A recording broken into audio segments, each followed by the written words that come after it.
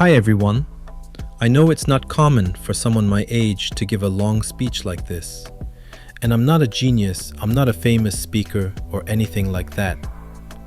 I'm just a 16-year-old boy who's been thinking a lot about life, about the way we live now, and about the world we're growing up in.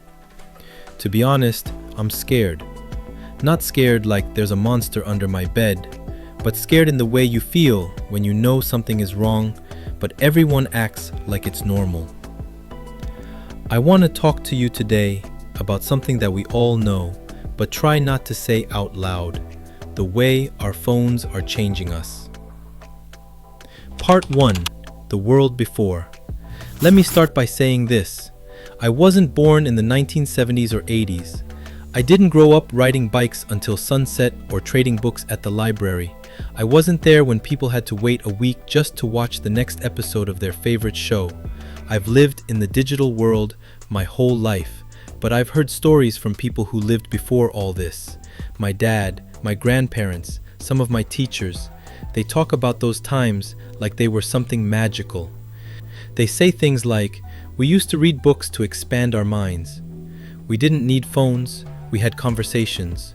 We played outside, got dirty, and built friendships that lasted." At first, I used to roll my eyes. I thought they were just being nostalgic, like adults always do, back in my day, kind of stuff. But the more I thought about it, the more I realized maybe they're right. Maybe we're losing something. Part 2: Our life now. Let's be honest. We wake up, check our phones. We brush our teeth while scrolling. We listen to music while texting. We go to school and can't even focus in class because our minds are halfway back on TikTok or Instagram. We walk in groups, but we're not really together. Everyone is looking down at a screen. We eat dinner with AirPods in. We stay up until 2 a.m. watching random videos and then wake up tired, angry, and distracted. And the worst part? Most of us feel empty, like something is missing, but we don't know what. Part 3: What phones do to us.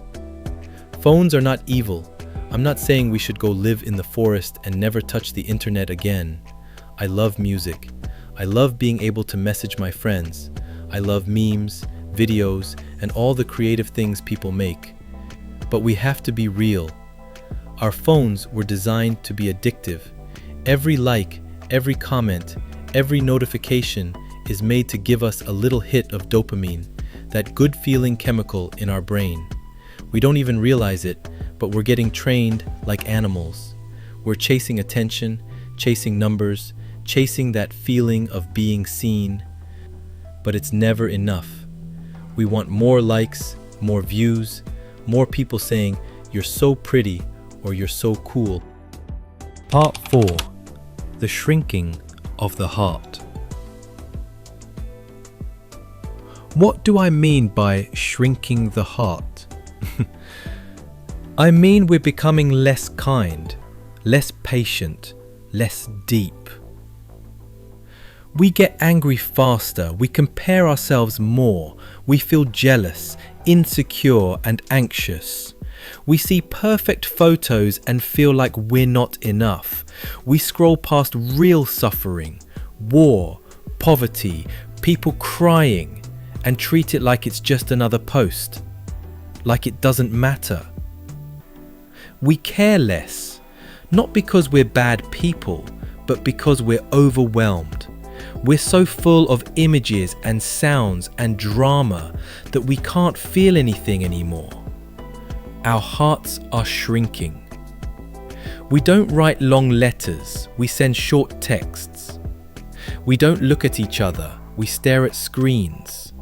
We don't think for hours, we swipe for seconds. We're becoming shallow, and we don't even know it. Part 5: Books versus phones. Books are different. When you read a book, you slow down. You sit with one story, one voice, one journey. It takes time. It takes focus, but it also takes your mind deeper. Books stretch your imagination. They teach you how to be alone, not in a sad way, but in a peaceful, powerful way. Books don't scream at you, they whisper. And in those whispers, you find truth, beauty, pain, love, and ideas that stay with you forever. I still remember the first novel I finished. I was 13. It wasn't for school.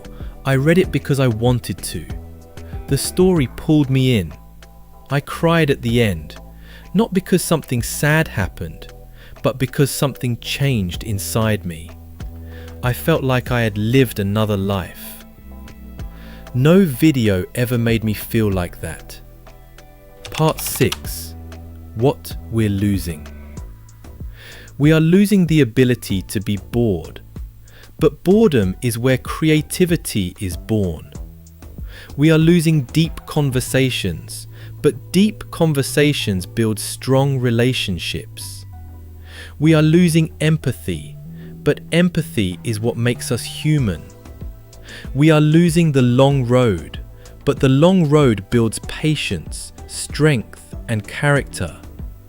We are losing silence, but in silence, we hear our true thoughts. And maybe worst of all, we are losing ourselves. Part 7. Why I'm speaking up. I'm not perfect. I'm not standing here pretending I don't use my phone. I use it every day. I get distracted, I waste time, I check how many people liked my photo. But I'm tired of pretending this is okay. I'm tired of lying to myself saying it's not that bad, when I know deep down something's wrong. I'm tired of missing real moments because I'm too busy capturing fake ones. I'm tired of feeling more connected to people online than the ones sitting next to me. That's why I'm speaking up. Not because I hate technology, but because I love life. I want more than this. Part 8. A challenge to all of us. So here's my challenge, to myself and to anyone listening. Put down your phone for a while. Read a book, a real one with pages you can touch. Go for a walk with no music, just your thoughts. Talk to someone without checking your phone. Sit in silence. Let yourself be bored. See what ideas come. Ask deep questions. Listen to long answers. Write something with your hands, not your thumbs. Be present, fully present, not half here, half in a screen. Because life is happening now, not in the past, not online, but right now in front of you. And if you're always looking down, you'll miss it. Part 9. What I hope for. I hope we don't forget how to wonder. I hope we don't trade real love for fake likes. I hope we remember that our minds need space to grow and our hearts need time to feel. I hope we choose books sometimes, even when phones are easier. I hope we protect what makes us human, our ability to think, feel, dream, and care. We don't have to throw away technology, but we can use it wisely. We can control it, not let it control us. Because I believe we're meant for more. Not just fast videos, fast likes, fast replies, but slow beauty, deep meaning, real connection. And that starts with a choice. Part 10. Final words. So here I am, a 16-year-old boy talking like an old man. But maybe we need more people to speak like this. Maybe it's time we ask hard questions, like, what kind of person am I becoming? What kind of world do I want to live in? What am I filling my mind with? What am I doing to grow my heart? These are questions no phone can answer. But books can help. Silence can help. Real people can help.